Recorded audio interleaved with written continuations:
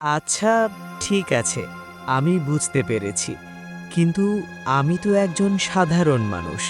আমি কি তোমার সাথে নাগলোকে যেতে পারবো? মাধব, তুমি এটা নিয়ে চিন্তা করো না।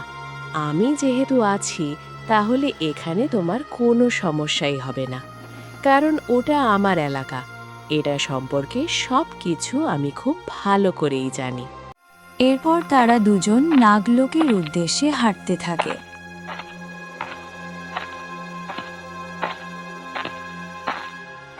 নায়না মাধবকে নিয়ে চলে যায় তার একটা বান্ধবীর নিকট।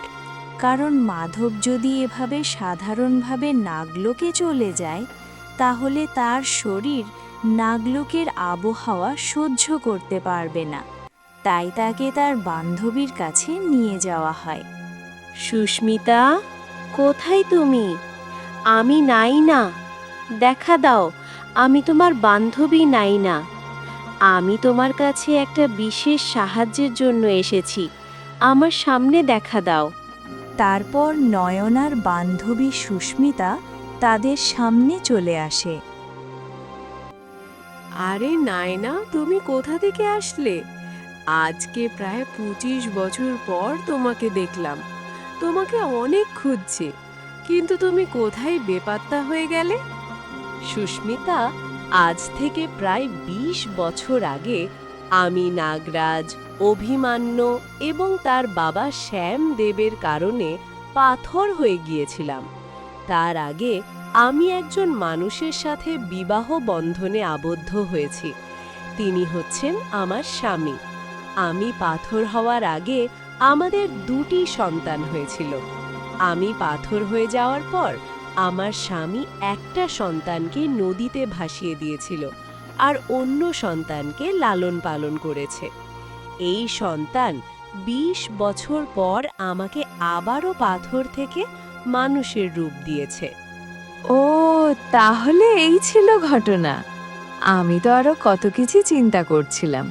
ভাবছিলাম তুমি হয়তো মারা গিয়েছো অথবা কোথাও নিরুদ্দেশ হয়ে গিয়েছো। সব ঠিক আছে, কিন্তু দোস্ত, তুই আমাকে একটা হেল্প করতে হবে। আরে দোস্ত, তোর জন্যে আমি সব করতে রাজি আছি। তুই শুধু বল কি করতে হবে, তারপর দেখ। সুস্মিতা, আমাদের সন্তানকে এখন নাগরাজ অভিমান্যু নাগলোকে বন্দি করে রেখেছে। এখন আমি চাইছি আমি আর আমার স্বামী মাধব দিয়ে আমাদের সন্তানকে উদ্ধার করে নিয়ে আসব। কিন্তু আমার স্বামী তো হচ্ছে একটা মানুষ, সে তো নাগলোকের আবহাওয়া সহ্য করতে পারবে না। তুই যদি তোর শক্তিটা কিছু সময়ের জন্য আমার স্বামীকে দিস, তাহলে আমরা দুজনেই নাগলোকে গিয়ে আমাদের সন্তানকে উদ্ধার করে নিয়ে আসতে পারবো। নাইনা, তুই কি বলছিস? আমার শক্তি আমি তোর স্বামীকে দেব? আচ্ছা, মনে কর আমি আমার শক্তি তোর স্বামীকে দিলাম। তারপর তোরা দুজন গিয়ে নাগরাজ অভিমন্যু এবং তার সাথে তো তার বাবা শ্যামদেবও থাকবে, তাদের সাথে তো তোরা শক্তি দিতে পারবি না। তারপর আমার শক্তি সহ ওরা শোষণ করে নেবে। সুস্মিতা, একটা ভালো খবর হচ্ছে, নাগরাজ অভিমন্যু এখন নাগলোকে নাই। সে কোথাও একটা বন্দি অবস্থায় আটকে আছে। এখন শুধুমাত্র তার বাবা সেম দেব নাগলোকে রয়েছে। তাই এখন আমরা যেতে চাচ্ছি আমাদের সন্তানকে উদ্ধার করার জন্য। এর থেকে ভালো সময় আর হতেই পারে না। ও আচ্ছা, ঠিক আছে, আমি বুঝতে পেরেছি। আমি তো আরো ভয় পেয়ে গিয়েছিলাম। তাহলে অবশ্যই আমি আমার শক্তি তোমার স্বামীকে দেব। যাও, তোমরা তোমাদের সন্তানকে উদ্ধার করে নিয়ে আসো। এরপর সুস্মিতা তার শক্তি মাধবের শরীরে ট্রান্সফার করে দেয়। এতে করে মাধব নাগলোকে যাওয়ার জন্য প্রস্তুত হয়ে যায়। মাধব, আমি আমার শক্তি তোমাকে দিয়ে দিয়েছি। তুমি এটা আমানত হিসাবে রাখো, আর এটার সঠিক ব্যবহার করবে। কখনোই এটার মিসইউজ করবে না। সুস্মিতা, তুমি এতটুকু নিশ্চিত থাকো যে তোমার শক্তির কোনো অপব্যবহার আমি করব না। আমি শুধুমাত্র এই শক্তি ব্যবহার করব আমার সন্তানকে উদ্ধার করার জন্য। তারপর আবারও এসে তোমার শক্তি তোমাকে ফিরিয়ে দেব। সুস্মিতা, বান্ধবী, তুমি আমার অনেক উপকার করেছ। আমি তোমাকে কি বলে ধন্যবাদ জানাবো সে ভাষা আমার জানা নেই। আচ্ছা, ঠিক আছে, এখন তাহলে আমরা আমাদের মিশনে বের হয়ে পড়ি। এখান লেট করলেই আমাদের বিপদ আরও বেড়ে যাবে। মিশন শেষ করে তোমার সাথে আমরা এখানেই দেখা করব। এরপর নায়না আর মাধব এরা দুজনেই নাগলোকের উদ্দেশ্যে বের হয়ে পড়ে।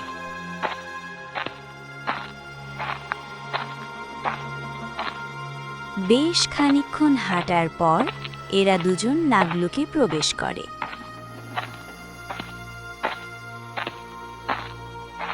মাধব, দেখো, আমরা তো নাগলোকে চলে এসেছি। এখন আমাদেরকে খুব সাবধানে থাকতে হবে, কারণ তারা যদি বুঝতে পারে আমরা এখানে এসেছি তাহলে এরা সতর্ক হয়ে যাবে। ঠিক আছে নাইনা, আমি তোমার কথা বুঝতে পেরেছি। এখন আমাদেরকে আমাদের ছেলেকে খুঁজে বের করতে হবে।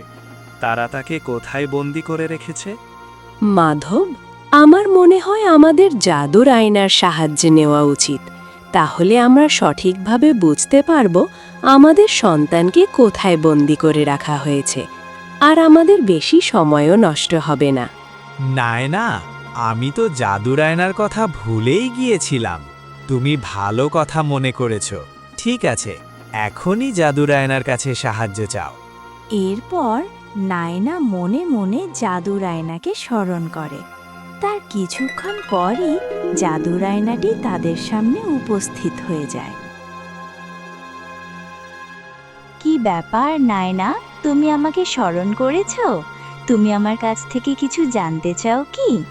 জাদুর আয়না, তোমাকে বিরক্ত করার জন্য আমি দুঃখিত। আমার একটা জিনিস জানার ছিল। আমাদের সন্তানকে নাগরাজ অভিমান্যু বন্দি করে নিয়েছিল। সেটাকে কোথায় বন্দি করে রেখেছে এটা যদি বলতে, তাহলে আমাদের অনেক উপকার হতো।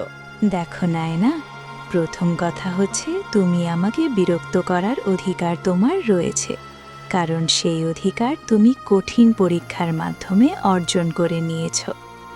তারপর তোমার ছেলের কথা যদি বলতে যাই, তোমার ছেলেকে তারা অভিমন্যুর যে গোপন কুঠুরি রয়েছে সেখানেই বন্দি করে রেখে দিয়েছে, কারণ তারা ভেবেছে তোমরা হয়তো এখানে অবধি এসে তোমাদের সন্তানকে ছাড়িয়ে নিয়ে যেতে পারবে না।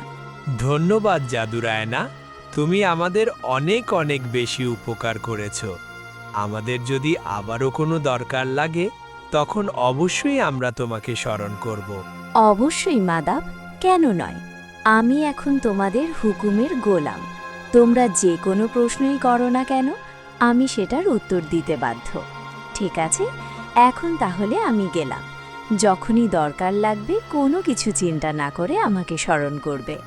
এটা বলে জাদুর আয়নাটি সেখান থেকে গায়েব হয়ে যায়।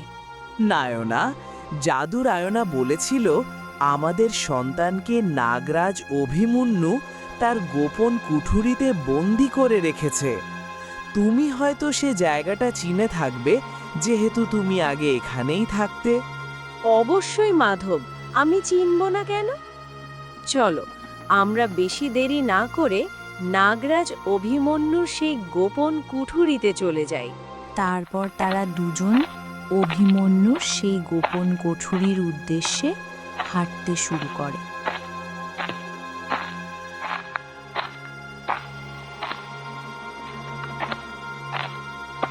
বেশ খানিকক্ষণ পর তারা সেই গুহার সামনে চলে আসে, যেটার ভেতরেই নাগরাজ অভিমন্যুর সকল আকাম কুকাম চলে। নাইনা আর মাধব যখন সেই গুহার ভেতরে প্রবেশ করে, তখন গুহাটা চারদিক থেকে শান্ত মনে হচ্ছিল। তার কারণ ছিল অভিমন্যু গুহার ভেতরে ছিল না। তারপর কিছুটা সামনে যাওয়ার পর তারা একটি 5 মাথাওয়ালা সোনার সাপের সামনে হাজির হয়ে যায়, যেটাকে দেখে নায়না কিছুটা স্বস্তি পায়। আরে পঞ্চরাজা, তুমি এখানে? তুমি এখানে কি করছো? আর সবচেয়ে বড় কথা, তোমার শরীরটা এরকম সোনার মূর্তির মতো হয়ে গেছে কিভাবে? নয়না, নাগরাজ অভিমন্যু আমাকে তার অভিশাপের মাধ্যমে সোনার সাপ বানিয়ে দিয়েছে। এখন আমি একটা মূর্তির মতো তাদের কাছে খেলনা হয়ে পড়ে আছি। আমি আমার কোনো শক্তি ব্যবহার করতে পারছি না। এরা আমাকে বন্দি করে রেখেছে। কি বলছো কি? এরা তোমাকেও ছাড়েনি? এদের তো দেখছি শত্রুর অভাব নাই। এখন নাগরাজ অভিমন্যু নাকি এখানে নেই, তাকে নাকি কোথাও না একটা বন্দি করে রেখেছে। আমি এতটুকু জানি যে নাগরাজ অভিমান্য তোমার দ্বিতীয় সন্তানের খোঁজে এখান থেকে বেরিয়েছিল, তাও প্রায় অনেক অনেক দিন আগে। তারপর সে এখনও এখানে ফিরে আসেনি, কিন্তু সে যে বন্দি হয়ে আছে সেটা আগে জানতাম না। কি বলছো? সে আমাদের সন্তানকে খোঁজার উদ্দেশ্যে বের হয়েছে? নয়না, শুনেছ তুমি? তার আগে আমাদেরকে আমাদের সন্তানকে খুঁজে বের করতে হবে। মাধব, সে যদি আমাদের সন্তানকে খুঁজে পেয়ে যায়, তাহলে কিন্তু তার হাত থেকে বাঁচার মতো আমাদের আর কোনো উপায় থাকবে না। এখন আমার শক্তি আমারই দুটি সন্তান, এদের ছাড়া আমার কোনো শক্তি কাজ করবে না। নাগরাজ অভিমন্যু সে অনেক ভয়ঙ্কর। সে তার চলনার মাধ্যমে যে কোনো জায়গা থেকেই বের হয়ে আসতে পারবে। তাই আমাদেরকে যা করার অতি দ্রুতই করতে হবে। দেখো মাধব আর নায়না, তোমরা খুব বেশি একটা সময় নষ্ট করনি। তোমাদের হাতে এখনো পর্যাপ্ত পরিমাণ সময় রয়েছে। এই সময়ের ভেতরে তোমরা তোমাদের মিশনটা কমপ্লিট করে ফেলো। এখানে শুধুমাত্র তার বাবা শ্যামদেব রয়েছে, কিন্তু তোমাদের দুজনের সামনে সে শক্তিতে টিকবে না। তাকে পরাজিত করে তোমরা খুব সহজে তোমাদের সন্তানকে এখান থেকে মুক্ত করতে পারবে। অন্যদিকে আমরা নাগরাজ অভিমন্যুকে দেখতে পাই, যে কিনা এখনো সেই জঙ্গলের মধ্যে ওই রাক্ষসীর কবলে বন্দী হয়ে রয়েছে। রাক্ষসী, তুমি এখানে একটা জিনিস মিস করে গেছো। তুমি হয়তো ভুলে গিয়েছো এখানে আমি ছাড়াও আগে আরো দুজন এসেছিল। আরও দুজন এসেছিল ঠিকই, একটা ছেলে আর একটা মেয়ে ছিল, কিন্তু তারা আমার থেকে অনুমতি নিয়ে আমার এই ফুল বাগানে প্রবেশ করেছিল। তারপর আবারও আমার সামনে দিয়েই এরা বের হয়ে গেছে, কিন্তু এদেরকে তো আমি সেই ফুলটি নিয়ে যেতে দেখিনি। দেখো রাক্ষসী, সে দুজন আমার সাথে কারাগারে বন্দী ছিল, কারণ তারা ওই যে কুমড়া মানবের ক্ষেত থেকে না বলে কুমড়া ছিঁড়েছিল এজন্য। কি বলিস? এরা না বলে কুমড়া ছিঁড়েছিল? কিন্তু আমার কাছে ওরা মিথ্যে কথা বলেছিল। ওরা বলেছিল ওরা নাকি ক্ষেতের মালিকের কাছ থেকে অনুমতি নিয়ে তারপর সে কুমড়াটা ছিঁড়েছে। দেখো রাক্ষসী, সেই কুমড়াটি আকারে অনেক বেশি বড় ছিল। তুমি কি সেই কুমড়াটি চেক করে দেখেছো এর ভেতরে কি ছিল? না, আমি এমনিতে কুমড়ার চারদিকটা দেখেছিলাম, কিন্তু সব কিছু ঠিকঠাক ছিল। আর কুমড়ার ভেতরে তো কুমড়ার দানা পানা এগুলোই থাকবে, তাই কুমড়ার ভেতরে আর দেখিনি। তুমি এত বুদ্ধিমান হয়ে এটা কিভাবে মিস করে গেছো? আমি 100% গ্যারান্টি দিয়ে বলতে পারি এরা সেই ফুলটিকে এই কুমড়ার ভেতরে লুকিয়ে তারপর এখান থেকে বের হয়ে গেছে। কি বলছো? তুমি এতটা শিওর হয়ে কিভাবে বলতে পারো? দেখো, প্রথম কথা হচ্ছে এরা এখানে এসেছে, তাও আবার তোমার কাছ থেকে অনুমতি নিয়ে ভেতরে প্রবেশ করেছে। তা ভালো কথা, তাহলে তো তাদের এখান থেকে আবারও বের হয়ে যাওয়ার কথা ছিল। কিন্তু এখান থেকে বের হওয়ার আগে তারা কুমড়া খেতে গিয়ে কুমড়া ছিঁড়ে আনে, কিন্তু সে কুমড়াটি তারা খাবার জন্য ছিঁড়ে না, তারা বাড়ি নিয়ে যাবে। তুমি চিন্তা করো, এত বড় একটা কুমড়া তারা কেন বাড়িতে নিয়ে যাবে এত কষ্ট করে? আচ্ছা ঠিক আছে, আমি তোমার কথা বুঝতে পেরেছি। তুমি এখন এখান থেকে যেতে পারো, আমি তোমাকে মুক্ত করে দিয়েছি। আর ওদের কিছুতেই যদি আমি দ্বিতীয়বারের মতো হাতের নাগালে পালি, তাহলে ওদেরকে মজা দেখাবো। এরপর সে রাক্ষসী অভিমন্যুকে মুক্ত করে দেয়। সে মুক্ত হয়ে সে মন্দিরটির উদ্দেশ্যে এগুতে থাকে। সে হয়তো ভেবেছিল নায়না আর মাধব এখনো হয়তো এই জঙ্গলেই রয়েছে, কিন্তু সে তো জানে না তাদেরকে ওই ডাইনিটা সাহায্য করেছিল। মাধব এগুতে এগুতে অনেক দূরে এগিয়ে যায়। অন্যদিকে আমরা লাগলোকে দেখি নায়না। মাধব এখনও সেই পঞ্চরাজের সামনেই ছিল। দেখো পঞ্চরাজ, আমরা শুধুমাত্র আমাদের সন্তানকে উদ্ধার করলেই হবে না, তোমাকেও এখান থেকে আমরা উদ্ধার করে নিয়ে যাব। তোমাকে আমরা এই জীবন থেকে মুক্তি দিব। দেখো নায়না, তোমরা বাড়তি বিপদ তোমাদের মাথায় নিও না। তোমরা হয়তো আবেগে এই কথাটা বলে ফেলেছ, কিন্তু তোমরা জানো না আমাকে উদ্ধার করাটা, আমাকে মুক্তি দেওয়াটা কতটা কঠিন হবে। সমস্যা নেই, এসব কিছু আমরা দেখে নেব। এখন তুমি তো এখানেই ছিলে। এখানে একজন মানুষকে নাগরাজ অভিমন্যু বন্দি করে নিয়ে এসেছিল। তুমি কি দেখেছো তাকে কোথায় বন্দি করে রেখেছে? হ্যাঁ নায়না, আজ থেকে অনেক দিন আগে একটা ছেলেকে এখানে বন্দি করে রাখা হয়েছে। তাকে গুহার দক্ষিণ দিকটাতে আটকে রাখা হয়েছে। কিন্তু তোমরা তাকে কেন খুঁজতেছ? তাকে আমরা খুঁজতেছি কারণ এটা হচ্ছে আমাদেরই সন্তান। আমাদের দুটি যমজ সন্তান হয়েছিল, তার মধ্যে এটা একটি। পঞ্চরাজের কাছ থেকেই যখন তারা জানতে পারে তাদের সন্তানকে গুহার দক্ষিণ দিকটাতে বন্দি করে রাখা হয়েছে, তখন তারা এক মুহূর্তও দেরি না করে সেদিকে যায়। কিন্তু যখনই তারা দক্ষিণ দিকে প্রবেশ করবে, তখনই শ্যামদেব তাদের সামনে হাজির হয়ে যায়। কিরে নায়না, তোদের সাহস তো দেখছি কম না। তুই এখানে অবধি চলে এসেছিস। তুই কি জানিস না তোকে ধরার জন্য, তোকে মারার জন্য আমরা চেষ্টা চালিয়ে যাচ্ছি, আর তুই নিজেই এখানে এসে ধরা দিয়েছিস? দেখো শ্যামদেব, তোমাদের শত্রুতা আমার সাথে, কিন্তু তোমরা আমার সন্তানকে এখানে কেন ধরে নিয়ে এসেছো? তার তো কোনো দোষ ছিল না, সে তো তোমাদের কোনো ক্ষতি করেনি। আমরা কি করব না করব সেটা কি তোকে জিজ্ঞেস করে করতে হবে নাকি? আর এখন তুই তো এখান থেকে বেরোতে পারবি না। এটা বলে সে নায়নাকে আটকানোর জন্য তার ওপর শক্তি প্রয়োগ করে, কিন্তু নায়না আর মাধব দুজন যখন উল্টো তার ওপর আক্রমণ করে, তখন সে তাদের সাথে পেরে ওঠে না। নায়না আর মাধব দুজনে অনেকক্ষণ চেষ্টার পর শ্যামদেবকে ঘায়েল করে ফেলে। সে অনেকটা দুর্বল হয়ে যায়। নায়না, একটা কাজ করো, এই শ্যামদেবকে খাঁচার ভেতরে বন্দি করে সেখান থেকে আমাদের সন্তানকে নিয়ে চলো।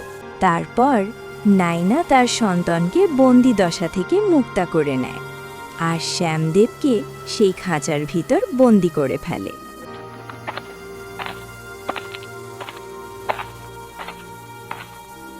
তারপর তারা দুজন যখন সেখান থেকে বের হয়ে যাচ্ছিল, তখন তাদের সাথে আবারও পঞ্চরাজের দেখা হয়।